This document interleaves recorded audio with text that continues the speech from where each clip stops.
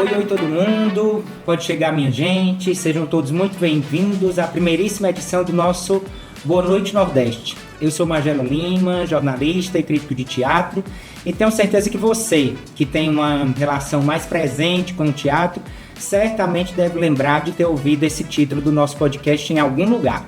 Sim, Boa Noite Nordeste é mais uma ação vinculada ao tradicional Festival Nordestino de Teatro de Guaramiranga, que chega agora em 2024 à sua 30ª edição, isso mesmo, 30 anos, minha gente. O FNT é uma realização da Associação de Amigos da Arte de Guaramiranga, a Água, com consultoria da Quitanda Soluções Criativas, em parceria com a Atos Percussivos e a Gran Guará. O festival tem apoio institucional do Governo do Estado do Ceará, através da Secretaria da Cultura, por meio da Lei do Mecenato e apoio da Enel. Pois bem, aqui comigo hoje participam desse nosso primeiro episódio 3 amigos queridos do FNT. O professor Humberto Cunha, presidente de honra do Instituto Brasileiro de Direitos Culturais, a atriz Rejane Reinaldo, diretora do Teatro da Boca Rica, e o dramaturgo Edilberto Mendes, coordenador do Programa de Formação Básica da Escola Porto Iracema das Artes. Muito obrigado pela presença de vocês aqui. Nosso desafio hoje é falar um pouco sobre a relação entre teatro e educação. Vamos começar? Humberto, querido, eu queria começar com você e queria começar bem pelo começo. Queria que a gente voltasse lá para 1993, quando foi desenhada a primeira edição do festival, e queria saber se lá no começo essa dimensão de escola que o Festival de Guaramiranga adquiriu com o tempo já estava prevista ou se ela foi acidental. Bom, Magela, é um prazer estar aqui com você, com a Rejane, com o Edilberto. Faz tempo, né? Muito tempo. A rigor é o 30º festival, mas são 32 anos, né? Porque tivemos 2 anos parados aí por causa da pandemia. Mas sim, a resposta é sim. Eu estava revirando aqui minha cabeça enquanto você concluía a pergunta. E na primeira edição do Festival Nordestino de Teatro, nós levamos para compor o corpo de jurados pessoas de linhas dramatúrgicas muito diferentes, né? O Ricardo Guilherme, o Marcelo Costa, uma professora da Uniforme, um ator da Globo. E, na época, nós pedimos a cada um deles que, além do trabalho como analista dos espetáculos, fizessem também oficinas para dialogar com as pessoas que chegaram lá em decorrência do festival, mas das pessoas que também já estavam lá em Guaramiranga, tanto fazendo um teatro, por assim dizer, comum e tradicional, como as pessoas que foram para lá fizeram, como as pessoas que trabalhavam em própria Guaramiranga e viviam lá, faziam os dramas e as comédias, sobre os quais eu posso falar um pouco mais adiante. Então, o festival já nasce como uma escola? Sim, eu imagino que sim. Talvez não com toda esse desenvolvimento que adquiriu subsequentemente, mas a gente sabia que com os poucos recursos que tínhamos, nós precisaríamos otimizá-los da melhor forma possível. Então, as pessoas que nós conseguimos levar e que foram para lá, e os próprios artistas, eu me lembro que o pessoal do Piauí foi que venceu a primeira disputa, né? Raimunda Pinto Ciciu, que inicialmente era competitivo, um festival, né? E os artistas também trocaram ideias, fizeram oficinas entre si. Então tinha uma dimensão racional, mas limitada as limitações do nascimento do evento, né? E eu me lembro que na época nós conseguimos um suporte que representava $7.000. Eu gravei isso para que subsequentemente tivéssemos uma ideia ao longo do tempo de quanto recurso nós tínhamos, né? 150 mil. 150 mil reais, né? Que hoje praticamente não representa quase nada para um festival das dimensões do Festival Nordestino de Teatro, né? Então foi com esse recurso e com o apoio fortíssimo de cada pessoa que foi, né? Foram grupos de excelência, né? A Companhia Lua, que apresentou um espetáculo maravilhoso, não me lembro de todos, né? O Marinheiro, baseado no Fernando Pessoa, né? E eles toparam ir se responsabilizando pela própria hospedagem, né? E o máximo que nós pudemos oferecer na época foi colchões às escolas públicas, né? Para que as pessoas ficassem nelas. E houve, portanto, né, um planejamento mínimo sobre a educação formal, mas, sobretudo, o fluxo dos saberes que circula num evento como esse. Que maravilha. Rejane, você tem uma colaboração muito antiga com o Festival de Guaramiranga, e nessa sua participação diversificada, a gente vai localizar algo que ficou muito marcado na trajetória do evento, que é a chegada do encontro de artistas pesquisadores. E eu queria que você falasse um pouco dessa experiência, de como é que foi esse diálogo mais intenso com a academia, com os programas de pesquisa e pós-graduação em teatro, e queria te provocar no sentido de pensar o que a academia ganha quando entra nesse lugar de circulação, de fruição, de exposição mesmo e de encontro do artista com o público. É muito legal, Magela, falar sobre isso. Primeiro dizer que eu estou muito feliz de estar aqui, né, com o Magelo, o Edilberto, o Humberto e tudo mais, né, e falar sobre o FNT, né, que faz parte da minha construção afetiva, profissional, faz parte da minha vida, né? No FNT, fiquei, né, assisti desde o primeiro, participei desde o primeiro, e de 96 a 2013 fiquei em diversas funções de coordenação, programação, etc., muito intensamente, né? Então é um festival que está mesmo no meu coração e me formou, né? Ele é responsável pelo meu mestrado, pelo meu doutorado, por esse contato que foi tão intenso, né? A Isabel Gugel, jornalista, trabalhávamos no Teatro José de Alencar, e nós íamos todo ano para o Festival de Guaramiranga. E a gente estava fazendo mestrado na UFC juntas. Ou dupla. Ou dupla, né? Eu estudando o Teatro Piolim, do Luiz Carlos Vasconcelos, e a Isabel estudando o Projeto Porão. A gente... E trocando figurinha, Isabel, o festival todo ano acontece, que tal se a gente fizesse um encontro onde os pesquisadores das universidades, os programas de pós-graduação das universidades, de teatro ou não, fossem para o festival apresentar as suas pesquisas, discutir com os atores e até experimentar as suas criações, porque alguns estavam estudando o mestrado ou doutorado, e apresentavam espetáculos ao final, né? Como foi o caso da Delice, né? Umas pessoas da Universidade Federal da Bahia que apresentaram seus trabalhos. Eu conheci o Bião em Guaramiranga. Pronto. E eu ia falar exatamente agora na sequência do Bião, que foi uma pessoa muito importante para esse processo. Para o Festival de Guaramiranga, o Bião, que sempre foi um visionário, o Bião esteve à frente da criação da primeira escola de teatro de universidade do Brasil, né? Que foi da UFBA. Então, ele é um visionário, alguns chamavam de louco, mas tudo que ele fez foi um tremendo sucesso, fez essa conexão do Brasil, né, com a África, com a França, com a Europa toda e com os países africanos, pelo estudo da etnocenologia, né, e ele também marcou uma influência muito grande com a gente desse nosso contato, e Bião era um assíduo em Festival de Guaramiranga. E isso, Magela e Edilberto e Humberto, eu digo que foi uma grande escola para a gente, porque as grandes universidades do Brasil e algumas do mundo, como na França, né, Sorbonne 10, Paris-Nanterre, né, com o professor Camille de Molière, cadê a francesa para me corrigir?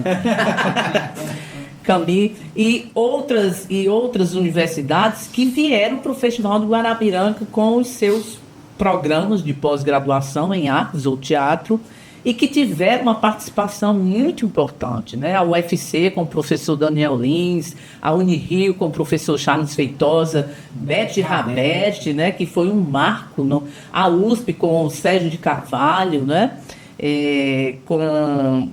Eu citarei muitos. E junto com isso, todo esse processo dos espetáculos também, por exemplo, o Antônio Nóbrega veio para o Festival do Guaramiranga quando ele era um pouco até desconhecido por aqui. Nós trouxemos o Antônio Nóbrega para o Teatro de Alencar, o palco vazio. A gente chorando por público, chamando lá fora o povo para entrar, porque ninguém conhecia, isso era 90 e poucos, né? Então, o Festival do Guaramiranga tem um papel muito importante com todas essas pessoas que ele conseguiu aglomerar. Sim. Né? Criou uma rede Ele efetiva. criou uma rede. Então, nós chamamos isso de encontro de artistas pesquisadores. Aí, algumas pessoas vieram para a gente, né, para Isabel e Bugel e para mim. Será que esse não é um nome pedante? Artista é pesquisador? Sim. Mas a pesquisa não é só para criar um espetáculo, não? Não.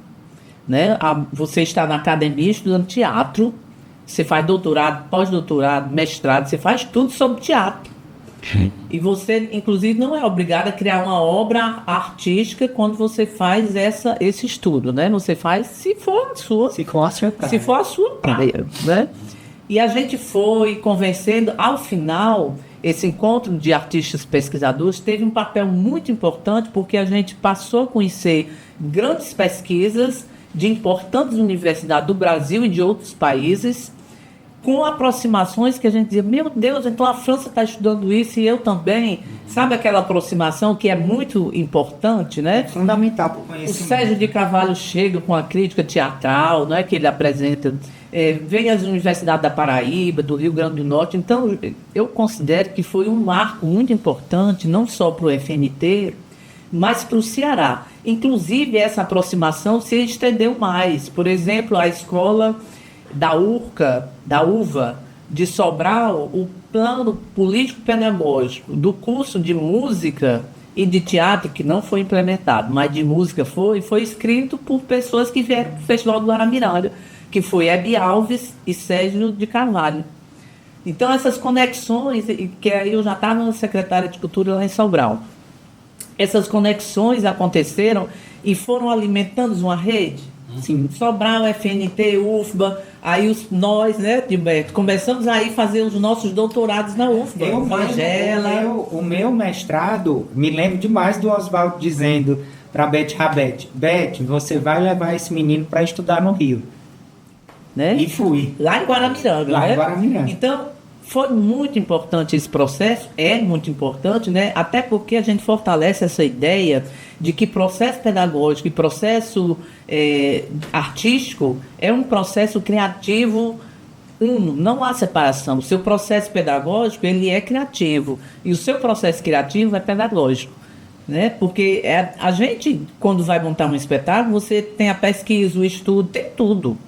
Né? Seja num doutorado, no mestrado, na rotina de um grupo. Né? Por exemplo, o teatro da Boca Rica, desde Zé Carlos lançou o Grita em 1973 com Albert Camus.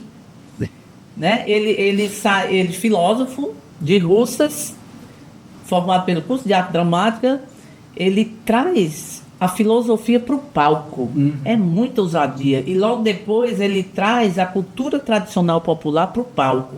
Então, você misturar a filosofia existencial de Albert Camus, depois com a tradição popular dos reisados, dos foguetes. Gente, mas qual era a ideia? Era do estudo. Eu tive essa sorte, porque o Grita, ele foi fundado por um grande intelectual, foi dirigido por um grande intelectual, falo de José Carlos Mato e de Oswaldo Barroso, trazendo sempre essa ideia do estudo nos processos criativos. Todo espetáculo do Boca Rica havia um estudo, uma pesquisa, inclusive de campo, um livro publicado e o espetáculo. Maravilha. Isso é muito importante, essa conexão de criação da pedagogia como um espaço criativo também é muito bacana. Edilberto, deixa eu te colocar aqui na conversa agora, e eu pensei da gente conversar um pouquinho justamente sobre esses espaços não formais, assim, de formação, né? E aí eu queria que você falasse um pouco dessa experiência particular que é um festival de teatro, assim. Que aprendizado é esse que acontece quando a gente vê o artista em cena? Ver teatro também é uma chave para aprender e para estudar teatro? Bom, primeiro dizer que é bom, muito bom estar aqui com vocês, que você, Magela, Regiane e Humberto, não é uma fala protocolar, né? De fato, são pessoas que fazem parte da minha história. O festival faz parte da minha história com o teatro, da minha vida, né? Como espectador, como artista.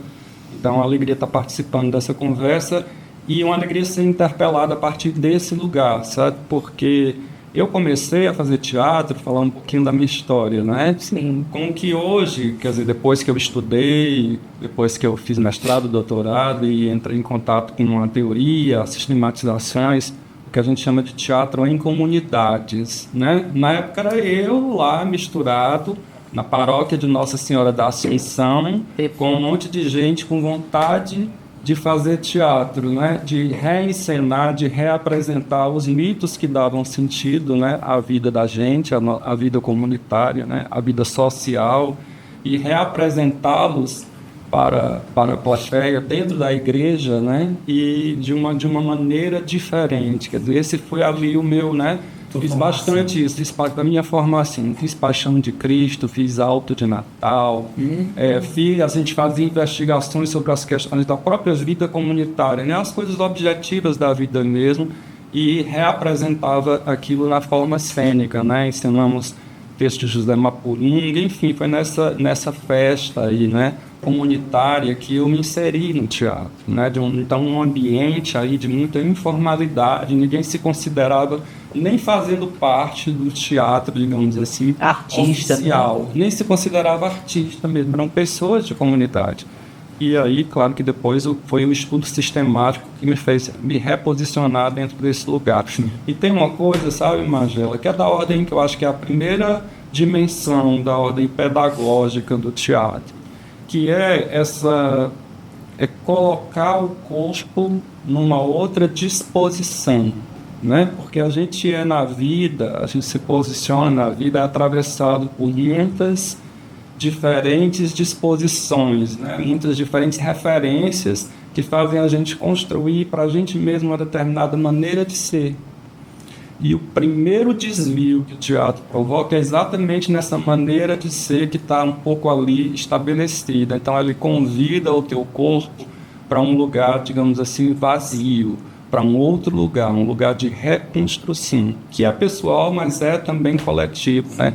E eu vi isso acontecer. Eu vi muito isso acontecer naquelas comunidades. Me vi sendo transformado, vi as pessoas sendo transformadas, e a própria concepção, porque não é simplesmente encenar uma paixão de Cristo, é reapresentá-la, muitas vezes com um outro sentido, dando ênfase em outros personagens. De uma que a gente incentivou, que toda a ênfase, a gente tem um evangelho de uma tradição cultural absolutamente masculina, né?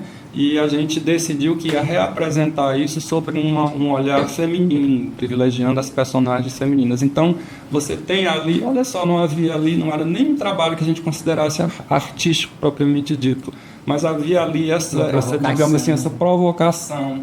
Então, tem essa dimensão pedagógica, sabe? Eu acho que é a primeira coisa que o teatro faz com a gente, seja ele o teatro profissional, seja ele o trabalho, né, o trabalho do teatro sistemático feito pelos artistas, seja o trabalho nesse campo da informalidade, o teatro nesse campo da informalidade. É esse desvio, esse deslocamento de uma certa disposição que faz a gente se reinventar. Isso acho que é o cerne da pedagogia do teatro. E aí vem depois a questão mais racional e objetiva mesmo, né? Os temas que se estão tratando, né? A pesquisa que se faz, as referências que se vai buscar, porque é sempre pesquisa, né? É sempre pesquisa, mesmo no campo da não formalidade, é sempre pesquisa. E aí o festival, chegando aí na sua pergunta, né? Um festival que eu começo a frequentar como espectador e já estudante de teatro no Instituto Dragão de Mar, né? O festival tem sim essa dimensão absolutamente pedagógica, né? Porque você tem ali o festival instaura um tempo. O festival instaura um tempo e uma espacialidade. Ele muda a frequência da comunidade, né, da cidade. Ele está num outro tempo. E cria uma disponibilidade para o conhecimento, né? A gente fica ansioso por ver, por aprender. É uma utopia, né? E não é um conhecimento Utopia passageira. um eixo, digamos assim, temático, porque cada espetáculo, porque vai ter rua, porque vai ter debate, porque vai ter palco italiano, vai ter outras experiências de palco. Então, aquilo que eu falei, né? Os nossos corpos, de nós artistas que estão lá como artistas, mas sobretudo eu acho até da própria população, no âmbito da fruição, estão sendo absolutamente deslocados e mexidos por aquele acontecimento, né? Então tudo que envolve teatro, de certa forma, nesse âmbito da informalidade, é uma experiência pedagógica mesmo, porque tem essa dimensão do deslocamento, né? Pode não acontecer nada, inclusive, né? Mas tem essa dimensão de viver um outro tempo, né? Uma outra espacialidade, uma outra ordem de coisas, assim, que é incrível. É muito, muito incrível. Pensando nessa relação de arte, educação, né? Isso tem crescido muito no Brasil quando a gente sai desse lugar da informalidade e vai para o lugar da formalidade, né? Os currículos têm abraçado as linguagens como conteúdos regulares, né? Isso, claro, gera uma demanda de profissionais que assumam, né? essas atividades. A gente vai pensar sobre competências, conteúdos, né? Abre-se aí um novo mundo, né? E aí eu queria trazer aqui para a nossa conversa o que é que o teatro tem de especificidade nesse contexto, né? O que é que o teatro ensina na escola formal ou pode ensinar na escola formal que a música ou as artes visuais, por exemplo, não poderiam, né? Qual a diferença do teatro, Humberto? Pergunta difícil para filósofo. Eu sou jurista. Aliás, antes de responder isso aqui, eu gostaria de fazer uma pequena correção matemática, porque senão o pessoal vai mangar da gente, né? Dos 7 mil, né? $7.000 dá mais ou menos R$40 mil. Aí, acho que é R$6, né? Mais ou menos, né? Um pouco menos de R$6. É porque a gente é tão pouco que a gente botou um zero aí na frente. Acho que a região do 7 vezes 5, 35, é 35 mil.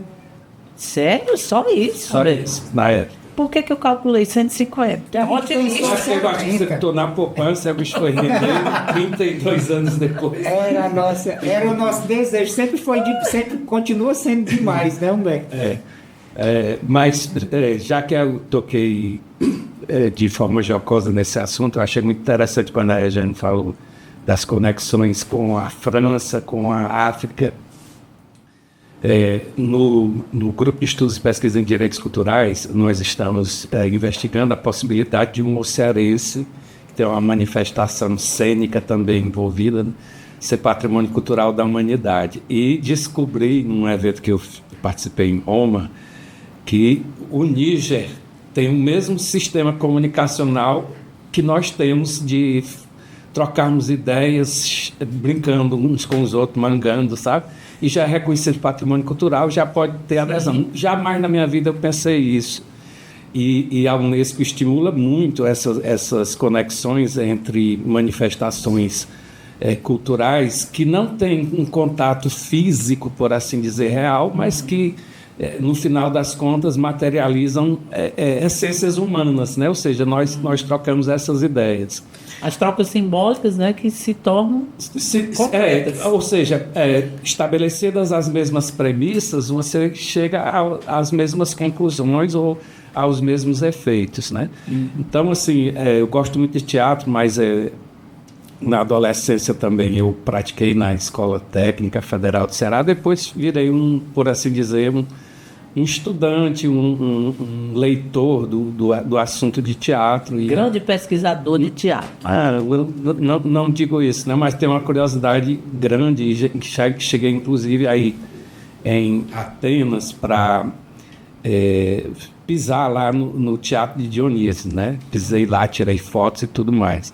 E o teatro era efetivamente uma grande escola, né? A gente não pode fazer comparações com o Estado atual, o Estado, a organização política atual, com a cidade-estado. As coisas eram bastante diferentes, né?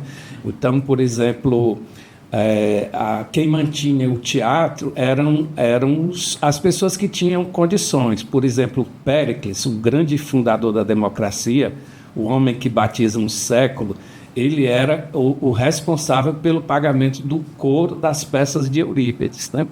Então, assim, o teatro ele tem muitas versões, como qualquer arte, como qualquer sistema comunicacional, tem as suas vantagens e os seus riscos. Por exemplo, nós sabemos que a catequese foi em grande parte feita utilizando o teatro, colocando como demônios as divindades dos povos dominados, e por assim dizer. Mas o teatro, se nós o praticarmos e o ensinarmos no sentido laico, no sentido francês, no sentido cidadão, em que haja liberdade, haja concorrência, haja inclusive opções, ele cria uma acessibilidade muito grande, né? Uma acessibilidade. Por exemplo, você vê um ator falando, exatamente em decorrência da pesquisa que ele faz, dos textos que ele lê. Às vezes ele não tem formação acadêmica, mas tem um lastro cultural enorme, né? Fora isso, fora essas possibilidades de um lastro cultural, informacional, a sensibilidade, ou seja, você vivenciar personagens e vivenciar lógicas do que você acredita e vivenciar lógicas do oposto daquilo que você acredita, isso é muito importante para formar uma opinião crítica mais livre, distanciada dos maniqueísmos, né, do eu contra você. Isso. Ou seja, você tem uma possibilidade de entender o ser humano na sua complexidade. Então, eu acho assim, há riscos, mas assim, os riscos a gente deve combatê-los com as regras democráticas. Maravilha. Você, Edilberto? Então, eu estava me lembrando aqui, o encontro com o outro, né, na verdade, né, esse deparar-se com o outro que o teatro provoca. Mas eu estava me lembrando aqui, tem um filósofo que tem me influenciado muito ultimamente, tem lido, que é o Jacques Rancière, e ele tem um texto até curtinho, mas muito interessante, em que ele faz uma reflexão sobre escola.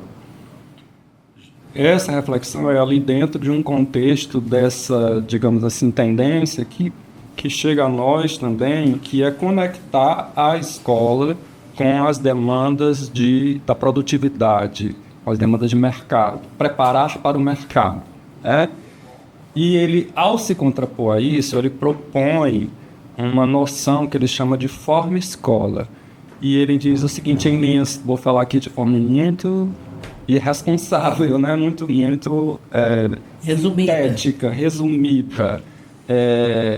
A grande questão da escola, como instituição, é que ela retira a gente exatamente do tempo da produtividade. E separa, porque assim, o raciocínio dele, em geral, está conectado ao seguinte, as formas de viver o tempo também são socialmente determinadas, né? As formas de viver o tempo também, a gente não vive o tempo, nem as pessoas não vivem da mesma maneira, as formas sim, são socialmente determinadas. O tempo de um operário é totalmente diferente do tempo de filósofo. Uma maneira de viver o tempo, quer dizer, e como socialmente se compreende que aquela pessoa que exerce aquela função vive o tempo, deva ter tempo, né? A compreensão social é que um tempo de um operário é um tempo dedicado exclusivamente ao trabalho, né? E ele vai se contrapor exatamente a isso, inclusive tomando operários para construir pensamento filosófico a partir das proposições de Operário. Enfim, estou desviando um pouco. Mas então ele diz que a escola, a grande revolução da escola é ser esse tempo separado, descomprometido da produtividade do mercado. Um tempo em que é possível se dispersar, um tempo em que é possível viver uma outra experiência. Então ele diz que há uma contradição de base. Sim. Porque a forma escola não pode de maneira nenhuma estar subjugada aos ditames da produtividade, ao tempo do capitalismo, né? E aí, se você desloca isso para a arte, isso fica ainda mais radical, né? Porque o tempo da criação também é um outro tempo que pode estar totalmente desconectado da lógica da produtividade. Então, eu acho que a grande questão aí, quando a gente pensa a arte também, nos espaços formais, né? A arte em geral, o teatro em particular, por tudo aquilo que eu já falei, é isso, essa desconexão exatamente do ditame social da produtividade, essa possibilidade de viver um outro tempo, sabe? Que também é a grande questão que a arte traz para a gente. Inclusive na escola, né? Inclusive na escola, onde também há um tempo altamente programado, Sim. né? Há um tempo que é altamente programado. Então, é nessa contradição aí que a gente precisa pensar e construir, né, alternativas. E você, Baby? Eu estava lembrando aqui das mudanças que vêm ocorrendo, por exemplo, na estrutura de educação formal, de Lattes, por exemplo, né? Onde hoje um espetáculo de teatro ele tem, digamos assim, uma contagem, né, de valor já se igualando a um livro, por exemplo, né? Então, essa criatividade, né, que é uma questão muito que a gente discute muito na escola do Teatro da Boca Rica, essa ideia de não haver essa separação entre os saberes, os fazeres, né, de não haver dicotomia. Isso a gente traz muito do Armindo Bião, né, que ele trabalha muito com isso na etnocenologia, de que os saberes eles não têm essas hierarquias que a gente impõe, que as academias geralmente impõem, né? O que é mais importante, o que não é, as separações, né? Essas fragmentações que a modernidade trouxe, né, para os processos criativos, que deformam essa ideia ampla, né, dos processos de criação. E a educação, ela consegue, esses processos criativos, eles conseguem realmente, como o Edilberto aí já frisou, essa intervenção cotidiana na pessoa, né? Você vê, quem já esteve na sala de aula, vê dessa experiência e vê a evolução, não gosto dessa palavra, mas vamos dizer, a transformação das pessoas, do seu corpo, né? Porque o teatro possibilita isso, né? A arte possibilita isso, esse aprendizado. Talvez eu seja da ideia de que o teatro é essa arte que é mais ampla, mais completa, né? Uma ideia muito mais antiga, clássica, de teatro como essa reunião de muitas artes, né? Porque o teatro tem a música, tem a dança, tem a poesia total. A poesia, né? É isso, eu tô mais multidisciplinar, transdisciplinar e interdisciplinar. É como o Sérgio de Carvalho usa uma palavra chamada MIT, né? Que é multi, inter e transdisciplinar. Eu gosto muito desse conceito do Sérgio de Carvalho da Universidade Federal da Bahia, porque o teatro ele opera uma transformação no seu corpo, na sua voz e na dimensão do seu mundo. Eu entrei no teatro com 16 anos de idade. Entrei num grupo chamado Grupo Terra, de Mossoró, dirigido por um filósofo chamado Aécio Cândido, que era meu professor no Colégio Diocesano e que era também professor na Escola de Agronomia, na ESAM, lá de Mossoró. E a primeira experiência que eu tive de teatro foi indo para não era assentamento, nem era MST, não existia isso, em 76. Era um lugar onde tinha muitos agricultores fazendo um grande projeto agronômico, que era a Serra do Mel, que era um projeto da Serra do Mel. E eu fui lá ver o quê? Reisado, o grupo de teatro foi lá aprender com o Reisado. Eu entrei no teatro com esse aprendizado, com o filósofo e com o Reisado, né? Então, essa ideia de que o teatro é uma grande escola, né? E inclusive opera essa ruptura no nosso cotidiano, né? Muitas pessoas já pensaram sobre isso, mas eu gosto muito do Jean de Vignot e do próprio Erving Goffman, né? Quando fala dessa ruptura no cotidiano que o teatro opera, que cria outro tempo, outro espaço para você viver uma utopia, mesmo que passageira. E o Erving, quando fala nesses nossos papéis, que todos nós amanhecemos o dia e vamos dormir cumprindo papéis, né? Nós representamos o dia inteiro. Então, o teatro é essencialmente humano e nós somos essencialmente teatrais, né? Que coisa bonita.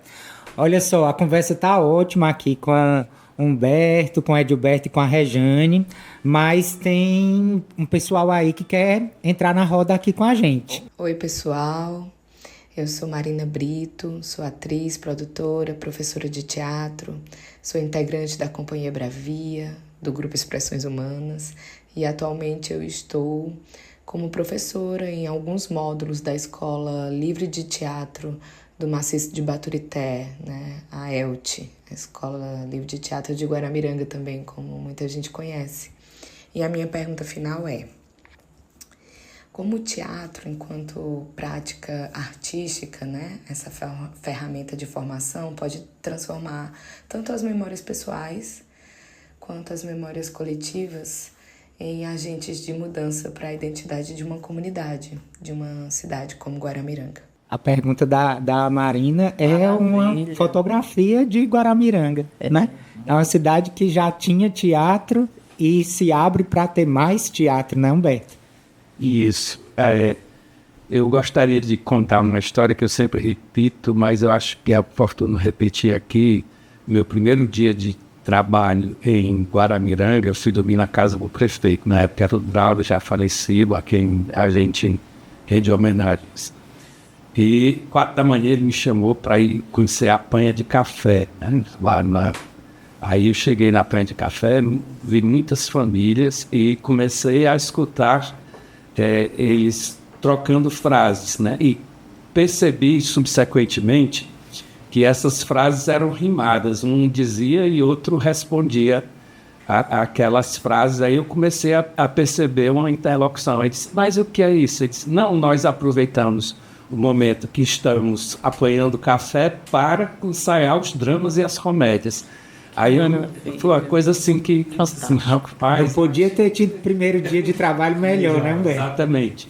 Aí eu disse assim, precisamos integrar isso, né? Então, assim, a memória coletiva da comunidade de Guaramiranga é toda permeada pelo teatro. Tanto esse teatro, vamos por assim dizer, mais escondido que Guaramiranga revelou,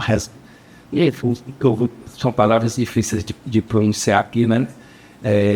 Projetou, deu seu devido lugar sem essas hierarquias que foram condenadas pela Rejane, ou seja, as atrizes, os atores desses dramas e comédias estão presentes nas diversas edições do festival. Eles têm isso como referenciais de suas vidas cotidianas, tem referencial de igual dignidade ao participar de um evento no qual participam atores da Globo, como os que foram mencionados nesse podcast, né? E talvez não tenha ambição alguma de ter a mesma projeção de um ator da Globo, mas essas atividades que eles desenvolvem servem exatamente para isso, marcar os tempos, marcar as festas, marcar as atividades que fazem em conjunto, marcar os casamentos, os namoros, né? Todas essas coisas. E nisso eu acho que reside para esse público e para esses atores, no sentido não apenas teatral, mas no sentido das pessoas que fazem as coisas, que agem, as suas próprias memórias individuais, que essas são personalíssimas. Eu acho que não são objetos de estudo a não ser pela psicanálise, né? Por essas ciências que adentram mais na alma e no intelecto, né? das pessoas. E, do outro lado, grupos como Cangalha, né, e outros grupos que estão surgindo. Essa atriz, provavelmente, ela talvez não fosse nem nascida quando o festival iniciou, né, e se ela é lá do Maciço de Baturité, ela tem novos referenciais pessoais e coletivos para ser, inclusive agora, não apenas uma atriz, mas uma professora de teatro, alguém que age no sentido mais amplo da palavra. Eu sempre, todo mundo que me relaciona, eu, Magela, com Guaramiranga, eu sempre digo, ó, você tem que estar em Guaramiranga no primeiro ou no último dia, o resto você pode perder, porque para mim a coisa mais bonita é sempre o cortejo, que é o dia que a comunidade convida para entrar naquela festa, que é uma festa dela, né? Ali aquilo já existe, né? Então as escolas se preparam e as professoras fantasiam seus alunos. Eu acho aquilo lindo, maravilhoso, né? Esse pertencimento de Guaramiranga com o teatro é muito presente o tempo todo na programação, né? Inclusive mestre da cultura como Dona Zilda, atriz de drama, né? Dramas e comédias.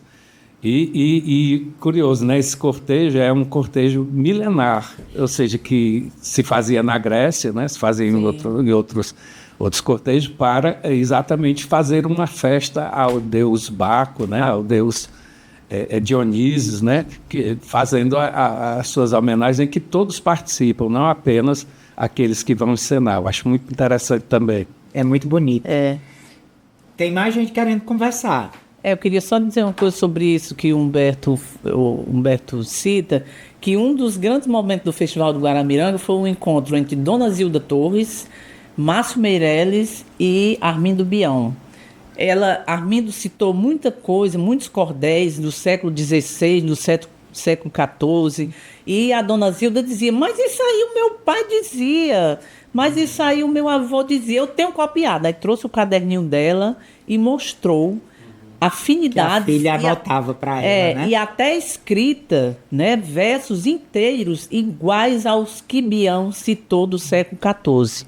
Gente, foi um dia de emoção. Inclusive a gente gravou, fotografou, não sei nem, deve estar lá nos anais do FNT. Esse encontro, para mim, foi uma síntese do que é Guaramiranga.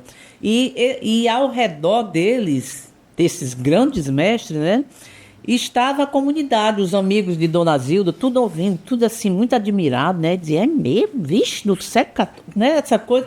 Então, esse encontro, essa transmissão que a tradição nos permite, né? Essa universalidade da cultura, essa grandiosidade, ela é Guaramiranga, é o FNT. E sem querer incumpridar muito a conversa que a gente falou aqui da Dona Zilda, era muito bonitinha ela indo assistir os espetáculos, muito. Qualquer um que fosse. Primeiro da fila, ela oferecia a presença dela para os artistas, ela tinha essa referência, né? Ela entendia que aquilo era um lugar de prestígio também, né? Muito bonito.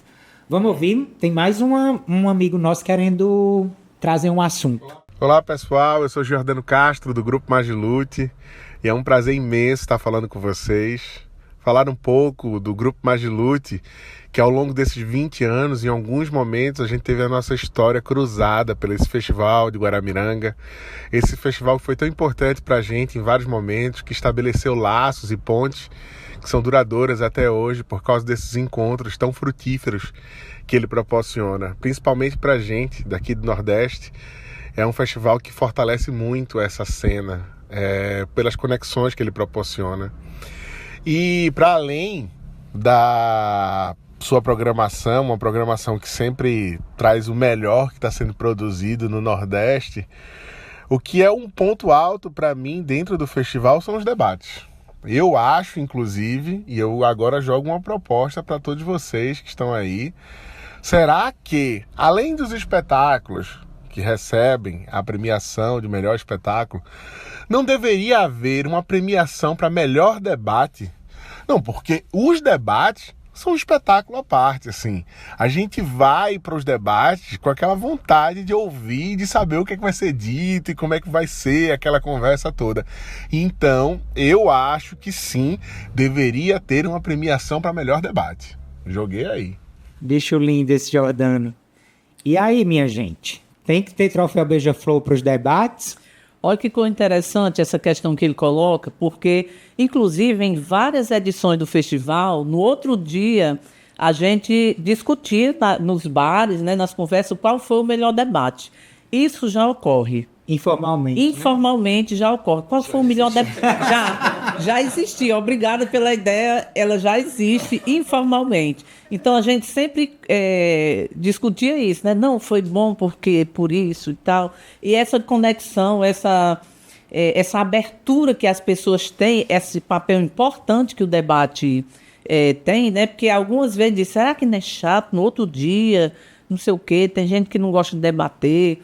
Mas o festival nunca abriu mão, né, Magela, do debate, de ser... Sempre celebrou o debate, Sempre, né? celebrou como algo que faz parte, não como uma coisa enfadonha e posterior, mas algo que compõe o próprio espetáculo. Porque aquela apreciação, aquele deleite e até mesmo uma fala técnica, né, dos pesquisadores de teatro que viram o espetáculo e dão a sua apreciação, se doam naquela análise. Tudo isso faz parte do espetáculo. É como se a noite se prolongasse pelo dia posterior, né? Pelas manhãs. E algo que organiza o conhecimento, né? Sim. Ninguém ali está produzindo como se isso, né? É a grande escola, né? Porque sempre essa ideia, a gente sempre muito junto, né, Magela, nisso, nos debates, e a gente sempre com essa ideia de que o debate é importante porque hoje eu considero que o Festival do Guaramiranga é uma grande escola de teatro. Né? Ela é durante aqueles dias é como se fosse uma escola aberta, né?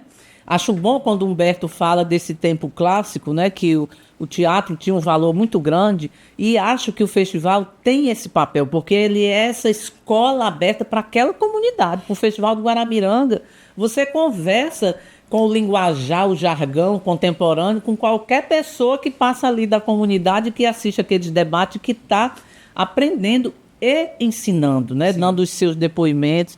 Eu acho fundamental essa escola aberta, escola livre, que os festivais... expandida também, expandida, né? A gente acompanhou durante esses 30 anos Guaramiranga, né? O que ela se formou, alunos que eram de infância e hoje são os fotógrafos de Guaramiranga, né? As produtoras, as meninas que eram de grupo infantil, como a Aline, Renata, que hoje são grandes produtoras, grandes profissionais, inclusive com especialização, né? Com estudos. Cresceram junto com o evento, trouxeram isso para a cidade, hoje estão ensinando e a cidade... E elas nunca saíram de lá, né? Elas fazem parte disso. A própria Nilde. Eu penso que eu participei de um encontro na UFBA, promovido pela Deolina Vilhena, que foi o Encontro Internacional de Festivais de Teatro, do mundo inteiro, né? Festival de Avignon, Guaramiranga. Eu fui representando Guaramiranga. E quando eu apresentei o Festival do Guaramiranga, que inclusive sai um texto escrito no livro, como é o palco, né, da UFBA, aquela revistona do Bião. Eu falei da experiência de Guaramiranga, inclusive citando as pesquisas da Selma Santiago e tudo. Ficou todo mundo impressionado. Eu quero ir para Guaramiranga, todo mundo, porque realmente é uma experiência muito importante hoje para o Brasil, e até para o mundo, porque se outras pessoas, o Festival de Avignon, nos ouve e nos reconhece, isso é muito importante, né? Não é que a gente precise e esteja agarrado a um... É pela troca, porque nesse momento somos iguais, Festival de Avignon e Festival FNT. E o exagero é meu, né? Mas vale tudo. A gente pode exagerar. Olha só, esse primeiro episódio do Boa Noite Nordeste precisa chegar no fim, né? A gente tem que ir arrematando aqui a nossa conversa. E eu queria demais agradecer a presença do Humberto, do Edilberto e da Rejane, amigos queridos desta e de longas datas. Mas, para terminar, eu queria propor um último desafio para vocês. Bem rapidamente, o que é que mais vocês aprenderam com o teatro na vida de vocês? Humberto. O que eu mais aprendi com o teatro, acho que foi sensibilidade, né? A sensibilidade para com as emoções humanas, tanto aquelas que consideramos positivas quanto negativas, quanto as conexões entre seres humanos, ou seja, numa dimensão tanto individual quanto política. Então, assim, o teatro cotidianamente eu leio, e leio para aprender. Sou advogado, sou jurista, né? Leio para aprender direito e para aprender relação como pai, como professor. É o meu professor, o teatro. Coisa bonita, muito Gilberto.